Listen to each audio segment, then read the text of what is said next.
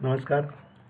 United western bank उदय उत्कर्ष आणि हस्त या मालिकेतील आज हा 17वा भाग. दामले साहेबांच्या रिटायरमेंटपर्यंत आपण मागच्या वेळा आलो होतो आणि त्याच वेळा बँकेचे जनरल मॅनेजर बापूसाहेब मिरजकर हेही निवृत्त झाले. मला दोन शब्द बोलले पाहिजेत का, ही एक अतिशय एकमेकाला पूरक अशी दोन व्यक्तिमत्व होती. दामले साहेब तसे मितभाषी आणि त्यांच्याबद्दल लोकांना एक वेगळा आदर वाटायचे.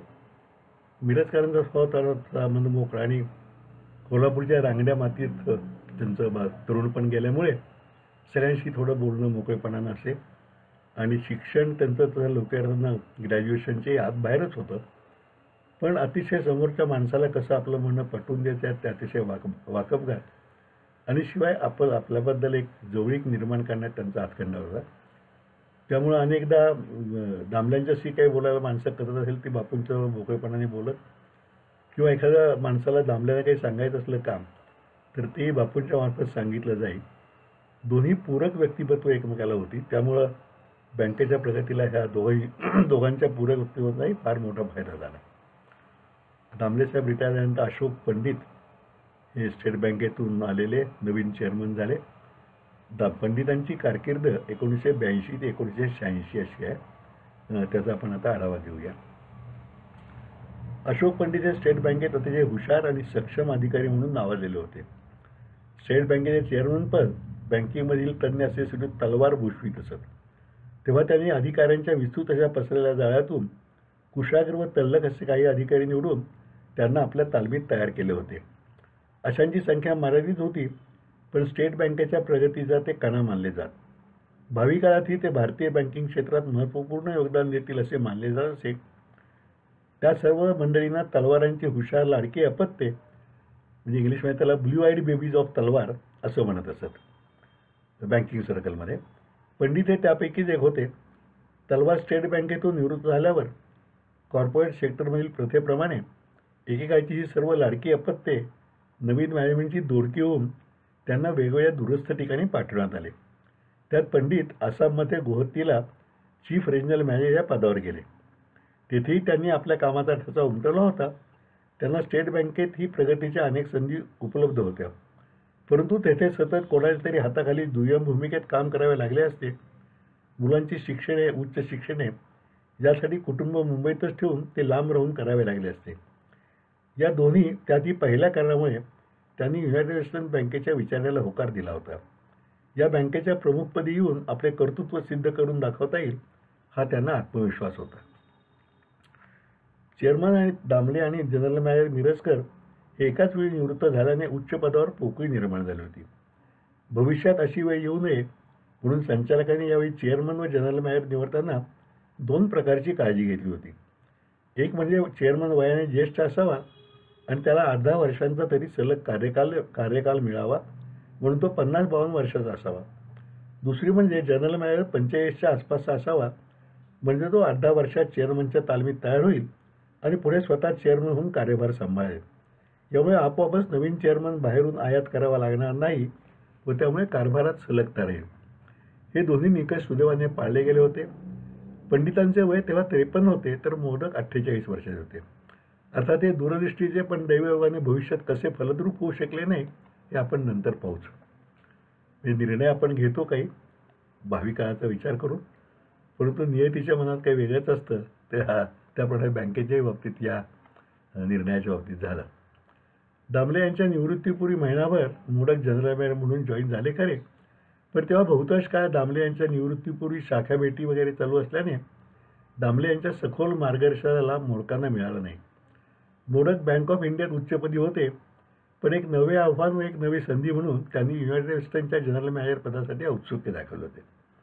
त्यापूर्वी त्यांनी बँकिंग वर्तुळातून बँकेची माहिती, आपल्या पुढील संधी यांचा तपशील ज्ञात करून घेतला होता आणि तो अनुकूल वाटल्यावरच नियुक्तीला मान्यता दिली होती. त्यांची सर्व कारकीर्द मोठ्या बँकेत आणि मोठ्या शहरात गेलेली. या बँकेची संस्कृती वेगळी आहे असे त्यांना अनेकांनी येथे येण्यापूर्वी सांगितलेले होते.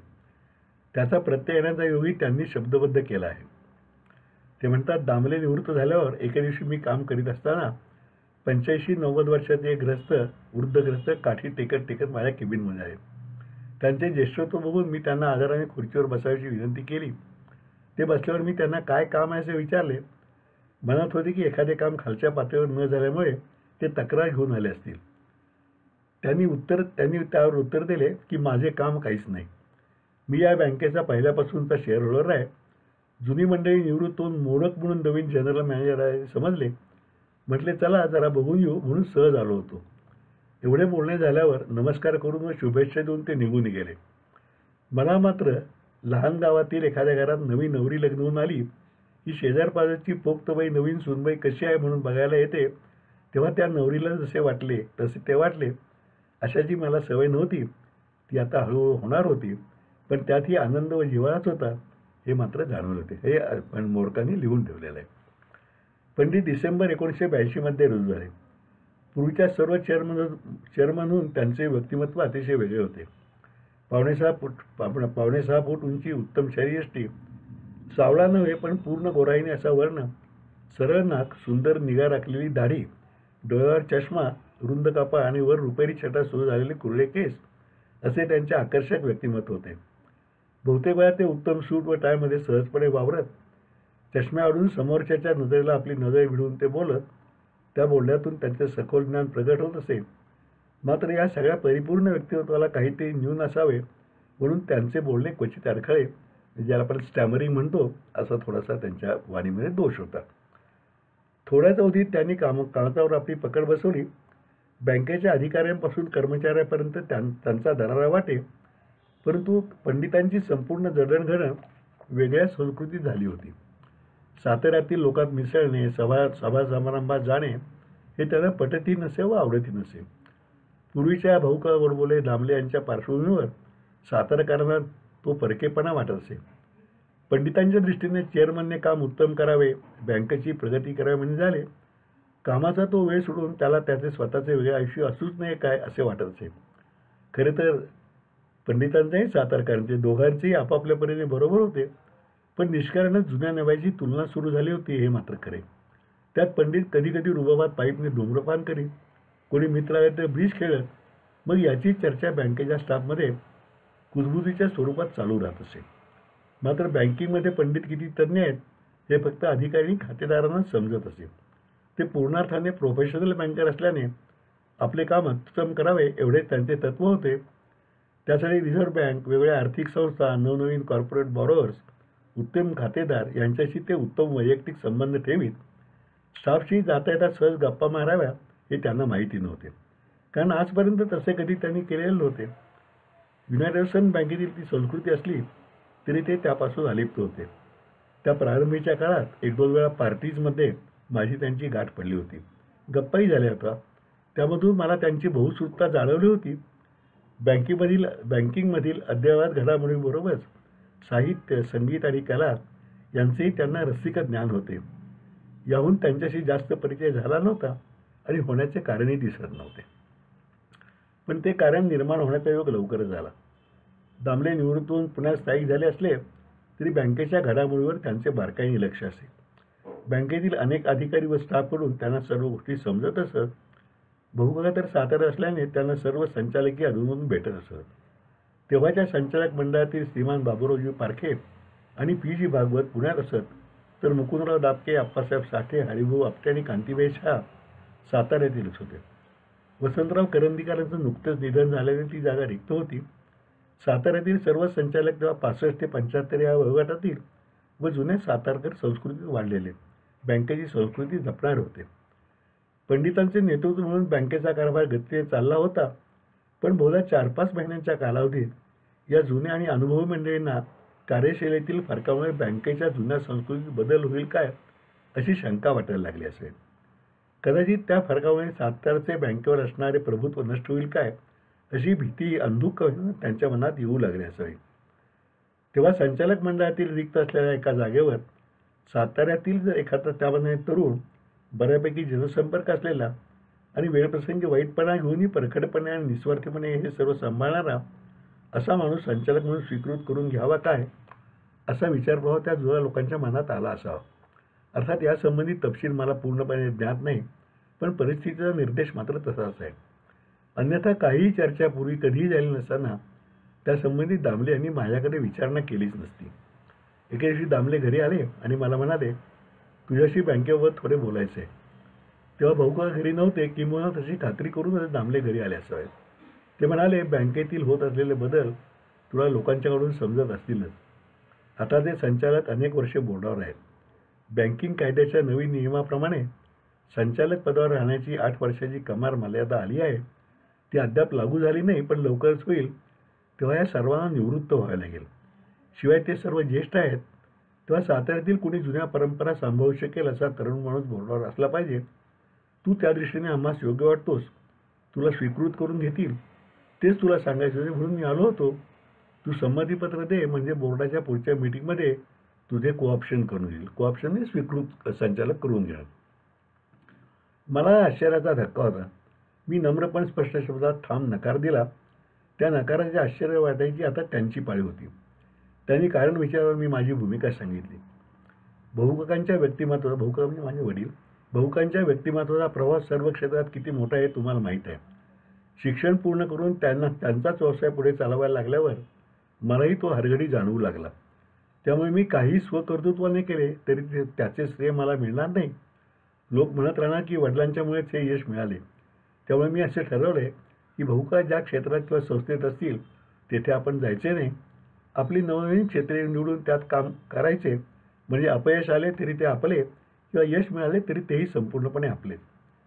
हे धोरण मी गेली 15 वर्षे, तेव्हा 15 वर्ष, आजपर्यंत कटाक्षानं पाळलं आहे. अर्थात भाऊका 1998 साली गेले.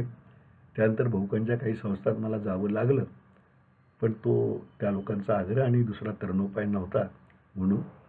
पण त्याही संस्थातनं मी आत्ता निवृत्त झालेलो आहे. त्यामुळे आम्हा दोघात कधी वैचारिक मतभेदाचा, भाऊकांच्यात आणि माझ्यात वैचारिक मतभेदाचा मुद्दा आला नाही. आणि मी स्वतःच्या पायावर उभा आहे. मी तुमचं ऐकले तर हे तत्त्व सोडायला लागेल. उद्या बँकेच्या संदर्भात तुम्ही किंवा भाऊकाने एखादी गोष्ट सांगितली आणि ती मला पटली नाही तर मी करणार नाही.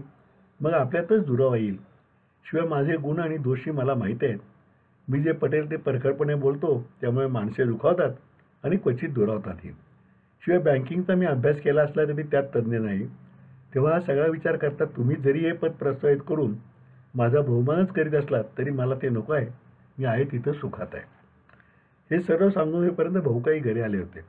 त्या दोघांनीही पुन्हा सांगितले, असे असले तरी सातारची बँक आहे. आम्ही मंडळींनी निस्वार्थीपणे ती वाढवली आहे. तिच्या बोर्डावर सातारकरांचे हित सांभाळेल, बँकेची संस्कृती राखली जाण्याची काळजी घेईल असा संचार म्हणून तू असावेस असा आमचा आग्रहच आहे. मी पुन्हा सांगून प्रयत्न करीत होतो, पण त्यांचे म्हणणे कायम होते. याच दरम्यान बँकेचे हरिभाऊ आपटे, कांतीबाई शाह, मुकुंदराव दापके यांनाही भाऊकांनी बोलावून घेतले. सर्वांनीच मला त्यांचा निर्णय विचारपूर्वकच घेतला असल्याचे सांगितले. माझ्या नकारालाही मर्यादा होता, कारण इतक्या सर्व ज्येष्ठ मंडळींचे आणि त्यातही बँकेच्या भल्याकरता तळमळीने काम केल्याचे सांगणे किती व कसे टाळायचा हा प्रश्न होता. शेवटी मी होकार दिला. 25 जून 1983 बँकेच्या बोर्डावर संचालक म्हणून माझी बोर्डाने एकमताने नियुक्ती केली. भाऊकाका 1971 अखेरपर्यंत संचालक होते. त्यानंतर मधल्या 12-13 वर्षात आमच्या कुटुंबातील कोणीही संचालक नव्हते. 25 जून 1983 ते 8 डिसेंबर 1948 साली मी संचालक पदावरून निवृत्त झालो. आणि त्यानंतर अगदी बँकेच्या 2006 सालच्या आस्थापर्यंत, म्हणजे पुढेही 18 वर्षेपर्यंत आमच्यापैकी कोणीही संचालक नव्हते. हे लिहिण्याचे कारण म्हणजे, हे सांगायचे कारण म्हणजे, आता संचालकपद ही कौटुंबिक मिराजदारी नव्हती हे स्पष्ट व्हावे. पण तरी भाऊकांचे महत्त्वपूर्ण आणि माझेही काही अल्पकाळ होईना निस्वार्थी योगदान बँकेच्या प्रगतीला कारणीभूत होते याचा मला रास्त अभिमान आहे.